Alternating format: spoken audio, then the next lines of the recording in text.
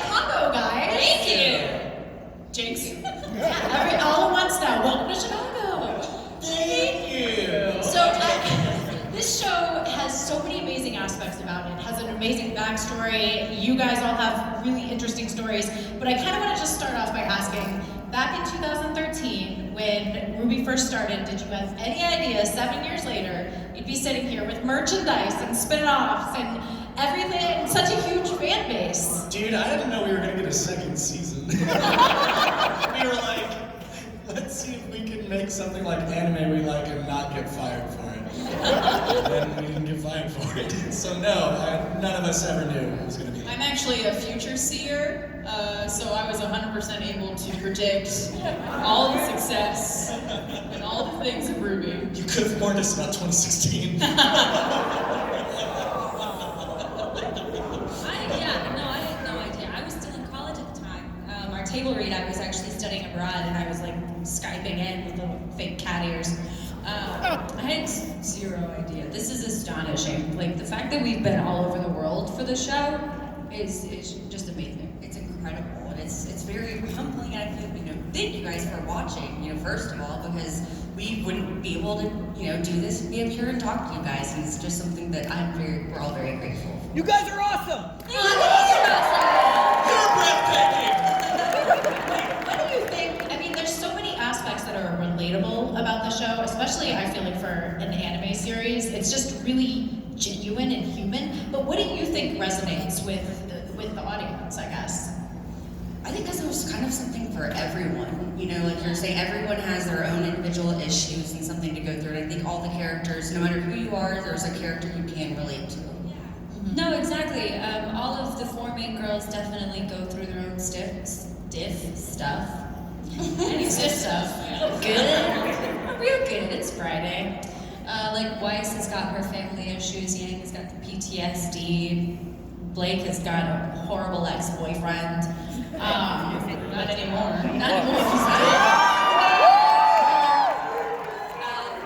Yeah, I agree with Kara. There's just something in it for everybody. If you feel a little bit different, it's a nice way to be reminded that you're not alone in your difference. Yeah, it's also, I think, really special to see any fandoms come together in any way where people find a common interest or fandom in any sense, and they could find people who are like them in a lot of ways and want to talk about RWBY and other things, and I think that's just so special. Something we didn't quite realize until hindsight, but I think something kind of cool about RWBY is that it's a universe that's fun to imagine yourself in the same way that, Harry Potter has, which wand are you going to get? What's your Patronus going to look like? Which house do you get sorted into? Which broom do you buy? Like, all those things that you get to have fun with as an audience member, reader, whatever, imagining your own characters or what you would be like there. Like, RWBY has a lot of that too. Which color would you be based on? Which fairy tale or legend would you be inspired by? But yeah, all these other things. Which school would you go to? I think in hindsight, it's just like, it's kind of fun to pretend in this world. Absolutely. Well, Aaron, you mentioned when you first did the initial table read and Skyping in and having the cat ears, So I'm curious, when you approached the character, how did you approach being half human? What did you agree? But did you Which half? consider that at all? No, not really. I never really considered it as, it didn't play a big role in the way I approached her, because she is still like a person. A person, that doesn't describe species, right? It kind of does. Anyway, I don't know how to do this. It's just someone coming from a very suppressed history, suppressed background, and that's something that I could kind of relate to. Bisexual, and I was very nervous about coming out with stuff like that back when I was in school, and it's stuff that you feel like you have to keep to yourself, and so whenever you go to a new place, I switched schools, so it's something that you kind of want to be able to talk about, but you can't, and it's a whole weird thing. So I use that more so than anything else. That's really interesting. Yeah. That's good as an actor to take that aspect of your life and be able to apply that. Because I'm not an unattractive white girl. There's not a lot of oppression in my life, so I had to find something, and that was that. Right? I understand my privilege. Yeah. That's a weird thing to say.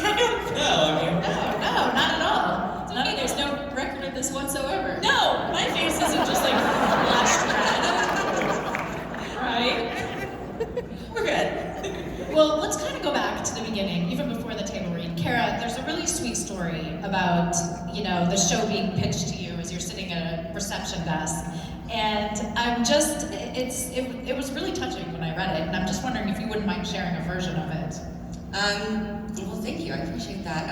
Yeah, well, Monty, basically, we were great friends, you know, before RWBY was even a thing, and I was the receptionist at Rooster Teeth, and Monty approached me and said, you know, hey, would you like to, I have an idea for a show. And I was like, great, I've never, you know, okay. I hear that a lot at Rooster Teeth, you know, people have ideas for things, and he said, well, I would like for you to do a voice in it. I have this idea for fairy tales, and he just started going into it. He said, you know, you mentioned Barbara first, and said, you know, more of a, you know, Goldilocks based on that.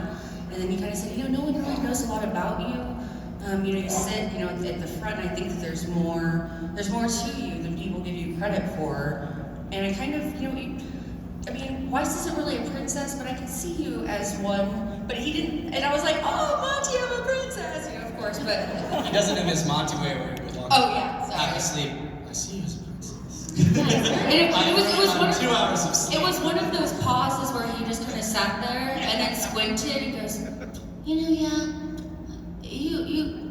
I could see you as a princess. Yeah. Weirdly methodical about how he decided everything with that, but that's very fun. He would always end every sentence with, you know what I mean? And you would go like, yes. Even if you did, you had no idea what he was talking about, you'd be like, yeah, absolutely. I literally took out a notebook when he started telling me, because he just went off. He started taking notes? Okay. I'm not kidding. I still have that notebook. I still have those notes. I would love to see that notebook. It's amazing. It was so fun. And then I did that. Now to see where the show is and what the original, it was pretty interesting. It's fun. Right. And so you guys have started on volume 8, right? Yes, Yes. we are currently working on writing for volume 8 myself, Eddie Rivas, Carrie Shawcross. Is Kiersey here? What? Oh, Kiersey didn't make it. Kiersey Burkhardt is also here at C2E2. Wait, she is here? Yo, Kiersey, stand up! Kiersey's a writer on RWBY and she's awesome! Yeah! My queen! I love you! I was your queen. You're the heiress, actually. Princess. That's my line. But yeah, no, we are deep into RWBY Volume 8. Both Kiersey and I felt guilty that we were slipping away this weekend, but honestly, I think we need the breather. Here's an exclusive. Yeah, we're currently, as of next week, we'll be working on episodes 11, 12, and 13 of Volume 8 to wrap up writing. It has been a journey, but it's definitely, Volume 7, just logistically, was one of the most complicated volumes, just in terms of, I mean, the number of characters. Like, we were really excited in the years leading up to Atlas of like, yeah, we'll have this really cool reunion for a lot of characters. And then we got there, and then we were like, we have all these characters here. And there's a lot. And And they're not shadow characters. They're not shadow people anymore, yeah. I think one of the critiques we got for Volume 7 was that, like, because there was so much going on with the plot, we didn't have a ton of time for character moments. And honestly, we felt that super hard in the writers' room, just being like, can we at least just have a second for one of them to say hi to the other one? But Volume 8 is if you've, has anyone here not seen the end of Volume 7? Then they shouldn't probably. Well, don't worry, I'm not going to spoil a ton of stuff at the end of Volume 7, but it's a doozy. And Volume 8 is much more complex, but I think we've learned a bit from Volume 7, and we're trying to do some interesting things with character pairings and trying to find a way to make a very big story a little more approachable and bite-sized and much more palatable for like a 15 or so minute runtime. But God, I don't know how long I've been talking, but I feel like it's been for too long. I just wanted to say hi to Kiersey. Hi, Kiersey. Hi. So, but you know, it's interesting because I feel like season 1, there was definitely like a lighter tonality to it. And then Barbara, with your character, when you lost the arm, I felt like that was kind of the first like real like, oh, what's Yeah, here? I feel like that happened in Volume 3, which I think is the volume that kind of turned RWBY on its head. a lot of crazy things happen, especially in the last 3 episodes there, including Yang's disarmament. So how did you find out that was going to happen? I actually found out that was going to happen before we started recording RWBY at all. Oh. If you actually watch back the yellow trailer, there's a quote at the beginning about being asymmetrical. So, yeah, Monty told me about it essentially like while we started recording Volume 1, and I was like, that's cool as hell. And so, okay, that leads into a great question for you, Miles. How far do you know down the road now? So we have always had our sort of, we just call it the RWBY roadmap, which are just high-level plot points that we've just had since, before we started production on Volume 1, we kind of knew, working on Red vs. Blue, which is a super wonderful show, super happy to be a part of it. One of the tough things with that show is that we say, as long as people keep watching it, we'll keep making it. And that's hard to do. And so we wanted our show to have a definite ending in mind when we started telling it. As to how we get there, that's always been kind of loosey-goosey. Something that Monty instilled in us was like, you have to be adaptive. Like, you need to be flexible, you need to bend and like roll with the punches, and like if something's not working, change it up. And so, it hasn't exactly been a straight line that we followed our roadmap, but we take some detours, we do some curves, and we keep hitting these big parts. And gosh, I've been looking forward to the Atlas arc that we've been in the middle of since before we started writing, and it's very exciting to be there now. And we still have some big things that we're going to hit after the Atlas arc is over, however that turns out. So, there's always been an ending in mind, but we've also kept a lot of wiggle room there, because you never want to just stick to something, because then if you just have an idea that's been unchanging in your head for years, by the time you get to it, you're not super excited about it, or maybe you've gotten used to it. And, always just keeping that flexibility and that ability to kind of like roll with stuff and change things up, as long as you're sticking to the heart of the show, then it's worked pretty well so far, I think. So what would you describe as the heart of the show?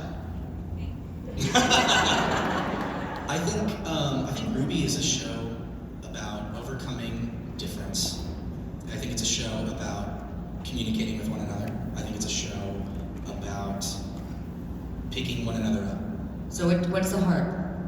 The heart? It's like I just said. It's coming together. Those are the values. Not letting differences, whether they be geographical or philosophical or class, like species in terms of and RWBY, but it's essentially not looking at what makes us different, but what makes us the same. So, go ahead. I will point out that Yang's emblem is a flaming heart, so if she wants to be the heart of the show, I think that'd be a good fit. I feel like someone has Yang's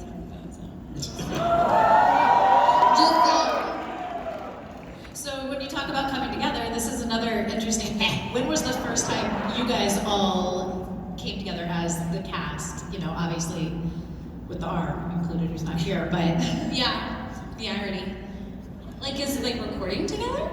Or is Like the first convention we did together. well, the first time you guys all hung out as a group, because I imagine we recording, you actually knew each other. Yeah, we all knew each other prior. Actually, we weren't friends though. I mean, we were friends, but we all had our own little groups. But now I think conventions really allow us to come together and see each other. We're kind of like sisters in the sense that like we hate each other, but we love each other and go away for forever. Like I make fun of her all the time. I'm not nice, but it's like I know she loves me, and I give jabs back. It's okay. But I'm definitely aware of. Yeah, we actually, so all of Team RWBY and Miles and Carrie and everyone like that who works on the show, we all work for the same production company and friends of the production company. So we all kind of came together that way. So I already knew Kara from working with her for a couple of years at that point.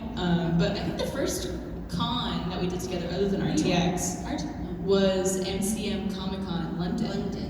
Really? RTX. Or was it Dallas? I don't think I've ever done Dallas. I remember what I wore in London. Really helpful. Yeah. But doing conventions really does allow us to come back together and regroup, and it's nice to spend time with everybody. Because we don't record together. The only time I've actually with anybody else. Barbara and I rehearsed the scene that Blake and Yang had together at the school because we wanted to make sure that we got it right because it was such an important scene. You're talking the volume 2 Yeah. childhood flashbacks. Yeah. You came over to my apartment and we did it. And that was it. We did it. And the line, phrasing. We got really into character. Yes. Just kidding. Yeah. Yeah, no, I think that was actually the first time I ever like rehearsed RWBY with someone else. Yeah. Just my own mirror. Yeah. Oh, I could never look at myself and do lines. Because you gotta read. Well, Kara, you talked about, we talked about when Monty approached you and pitched the idea, and he was like, I see you, I see something in you. Did you guys have aspirations, to be voice actors, or was this sort of something that just made sense at the time?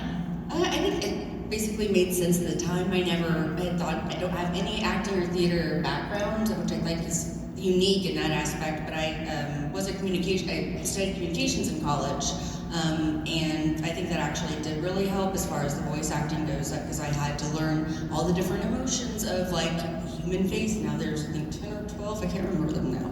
But you had, in communications we had to portray or do an emotion through our voice, and people had to guess in the class like from a million different things what you're doing, and I won. I got everything right. I told Monty that when he said that, of course. I was like, oh, that reminds me of a class.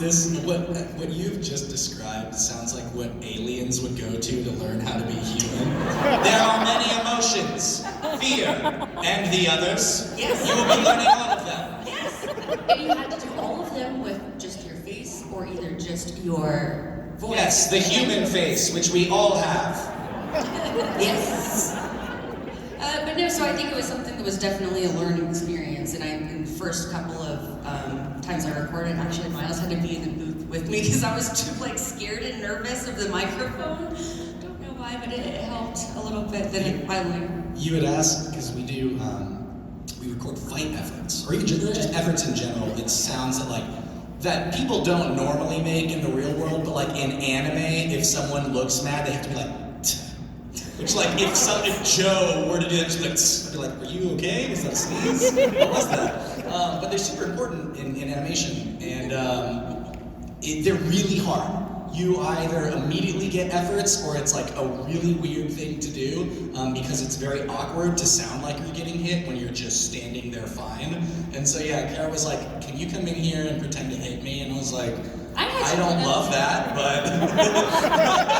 And it still works now, even through the window. He'll be like, well, it's fun. Yeah, we typically call doing efforts God. pooper sex. Super sex. Because it's like it's a lot of sounds that sound either like you're pooping or you're doing. Yeah, lifting stuff isn't great. Yeah. It's like, that's like a, whoa. Alright, is he okay? Whoa. Alright. Sorry, this got real blue. There was one time, I still remember this, I made you and Carrie crack up, because I had to do a series of really quick punches, and it just sounded like I was a dying fish. What does a dying fish sound like? It was just that. Sounds like Yang. That was good. Thank you, yeah. Yeah, that was practicing. Yeah.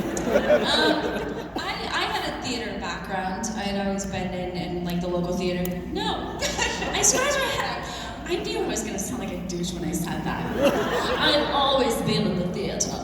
No, I played a fly in A Bug's Life at my local children's theater. But I honestly didn't recognize that voice acting was a job, because if you watch something like a cartoon or if you watch a commercial, you don't really realize that there's a person talking. Like, you know they're talking, but you don't realize it's an actual human being doing those things.